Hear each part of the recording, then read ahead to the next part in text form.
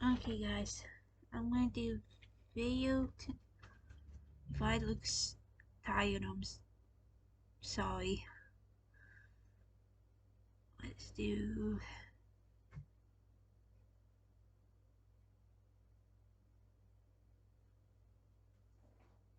Let's do the 13-year-old girl who got lured and killed on a dating app by someone she trusts. And this is why I don't like it on dating app.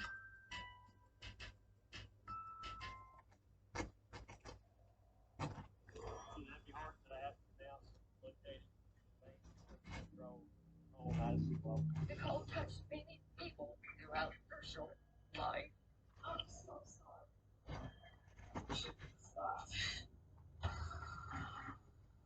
In the early morning of Wednesday, January 27th, 2016, 13-year-old Nicole pushed her nightstand against her bedroom door and then climbed out of her window, taking along her phone and minion blanket. She thought she was going to meet a friend, but she had no idea of the... Hold on, guys. Okay, guys. I'm sorry about that. Let's go back to horror that was about to befall her. This is the story of Nicole Lovell, the girl who got lured and killed by someone she trusted. and that's why Nicole I don't trust Madison nobody. Lovell was described as a sweet, lovable, and awesome girl who had a very tough life. She was born on March 5th, 2002 to her mom, Tammy Weeks, and dad, David Lovell, in Blacksburg, Virginia. She's Before she was Pisces. even 1 year old, Nicole was diagnosed with a rare type of cancer in her liver and had to undergo a transplant. She was then put on anti-rejection medication, which she needed to take every day in order to survive. After the illness, Nicole tried to live a normal life for a while, but then when she was 4, she again got really sick and was in a coma for about 6 months. Still, she fought for her life and survived, but was left with scars on her stomach and neck due to the surgeries and treatment. As Nicole got older, she started becoming self-conscious of how she looked, and she was an easy target for bullies who called her fat and made fun of her scars. She hated going to school and would often cry and beg her mom to let her stay home from school. When this incident happened, Nicole was a 7th grader at Blacksburg Middle School. That Wednesday morning at 7 a.m., Nicole's mother, Tammy, went to wake her up for school and was shocked to find her door barricaded with a nightstand and the window open. Nicole was nowhere to be found.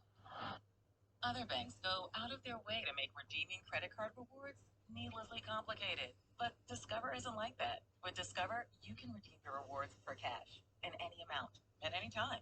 Learn more at discover.com/redeem rewards. Terms apply.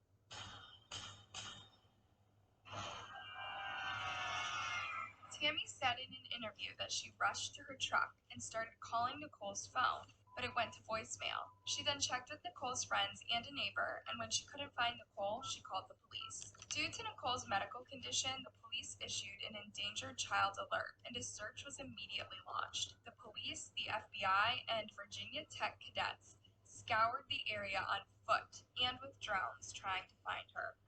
For the last 2 days, police officers from 7 agencies have searched the ground. They are following up on every tip that comes in. A drone from Virginia Tech also aided in the search from the air. Nicole's family says they believe someone is responsible for her disappearance, and that person is making their lives a nightmare. Around this time, a neighbor came forward with some chilling information that her daughter had told her about Nicole. They were sleigh riding in the snow in the back on the hill. And she was talking about this boyfriend she had that was 18 and went to college, and his name was David. Like many teenagers, Nicole was on various social media platforms, including Facebook, Instagram, Snapchat, and Kik.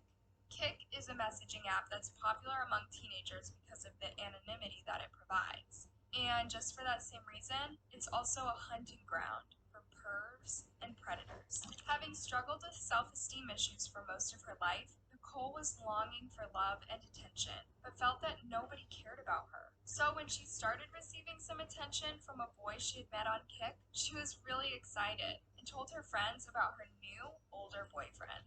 Investigators sent in an emergency disclosure request to Kik, asking the company to let them see Nicole's personal account. And what they discovered was truly troubling. It turned out that before she went missing, Nicole had been chatting with someone with a creepy username, Dr. Tombstone. The police traced the IP address to a guy by the name of David Eisenhower, an 18-year-old high-achieving engineering student at Virginia Tech who had even appeared on TV as Student Athlete of the Week. I make my personal goals achievable or just Hi, out of buddy. reach of achievable. That way I'm always constantly striving to better myself. If that goal becomes a record, or if that goal is past a record, or records get broken in the process, I consider that like a milestone goal, but that's not where I ultimately want to end up. People who knew him described him as smart and charismatic, but a bit cocky. So what would such a person be doing with a 13-year-old? On Saturday, January 30th, 3 days after Nicole's disappearance, David was picked up by the police in his dorm room and brought in for questioning. He denied having anything to do with Nicole's disappearance, but admitted to having seen her the night she went missing. According to David, he had been chatting with this girl since December 2015, but he didn't know her name, and she had told him she was 16 or 17 years old. When he went to pick her up at her home in January, he was surprised to see someone who looked to be about 11 years old climbing out of the window. David told the police that he didn't want anything to do with her, so he just drove off saying, "I deleted Kik, Snapchat, everything I had she could possibly have access to, because I wanted nothing to do with that." Of course, investigators did not believe him, and he was arrested and charged with abduction.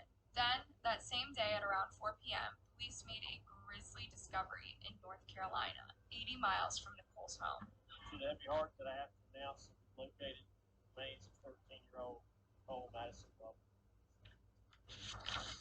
As investigators progressed through the afternoon, we were able to determine an approximate area where she might be found. Virginia State Police were dispatched to the general area at approximately 4 o'clock this afternoon. She was located just inside the North Carolina border.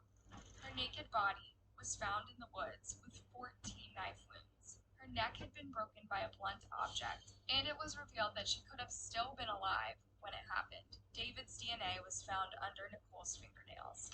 When investigators later searched his car, they found several other incriminating pieces of evidence, including a shovel, which had her bloody fingerprints on it, and red stains, which matched Nicole's DNA. A look at his laptop revealed some very chilling Google searches that he had made the day Nicole disappeared, such as knockout drugs and how long does it take to burn a body, and how does the TV serial killer Dexter get rid of bodies. It was also discovered that the area where Nicole's body had been found was a little over 4 miles from David's grandparents' home. This was more than enough evidence for the police to charge David with a felony count of murder, as well as the previous abduction charge. But there was more. During his interrogation, David had named another engineering student by the name of Natalie Keepers as his alibi, but later, police learned that she was actually his accomplice. Like David, Natalie was a freshman at Virginia Tech and was described as extremely smart and academically driven. She had even interned at NASA. Finding a job in this economy has gotten to be extremely important. Police went to Natalie's college dorm room to question her about her involvement with David, but when they got there, they found red stains on her boots and a gym bag that contained Nicole's red-stained Minion blanket, along with some other stuff belonging to Nicole. The bloody handprint on the shovel also turned out to be Natalie's. She was immediately arrested and charged with accessory before the fact and concealing of human remains. Although Natalie denied being present when the murder took place, she admitted to helping David cover up the crime by disposing of Nicole's body. She went on to give a chilling account of how everything happened. Apparently, David and Nicole had met at least one time before she disappeared, and he reportedly feared that she could be pregnant. Scared that everyone would know that he was having an inappropriate relationship with an underage girl, he decided to get rid of her. Natalie told the police that David came to her in a panic and told her how he planned to lure Nicole out of her home one night, take her to a remote area, and her throat. She claimed that David forced her to help him dispose of the body, but as investigators would later find out, this was actually not the case. Now at Wawa, try a toasty, melty, delicious breakfast or lunch panini. Gotta have a Wawa. Ooh, that sounds good. Grow your following and your business with Hootsuite.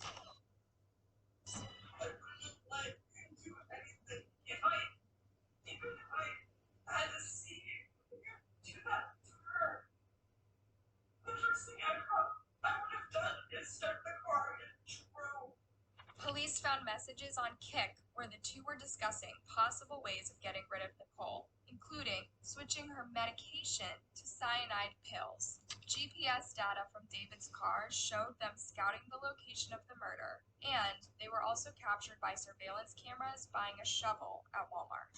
According to Natalie, David went to Nicole's home Wednesday, January 27th at around 1 a.m. to pick her up under the guise of taking her out on a date. Instead, he drove to a nearby wooded area and mowed her to death. Nervous about the growing media attention, David and Natalie then moved Nicole's body the next day to North Carolina. On the way, they stopped by Walmart and bought some cleaning supplies such as bleach, wipes, and rubber gloves, where they were later found in Nicole's room. When Natalie was later asked why she did it, she replied, and I quote, "I was excited to be a part of something secretive and special." How sick is that? Natalie pleaded guilty to concealing a body but fought the accessory charge, saying that she didn't know that David would actually go through with his plan. Choking back the tears, she pleaded with the jury and begged Nicole's family to forgive her, saying that she never intended for it to happen.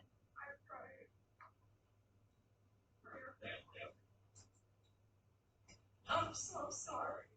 I wish I could stop.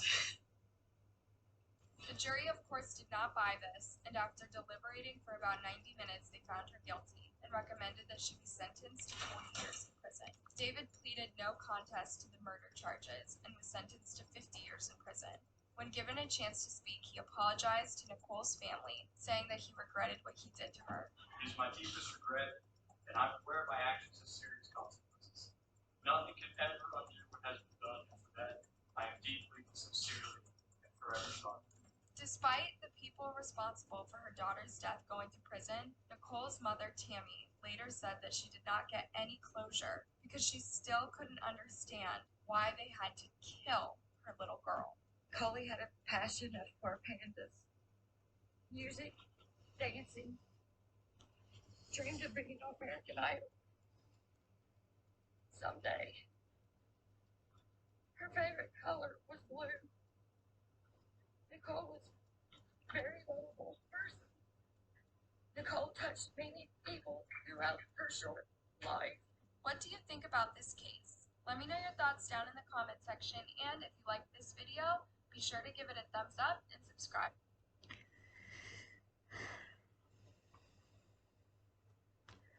Alright guys, I will see you my second video, so I see you then.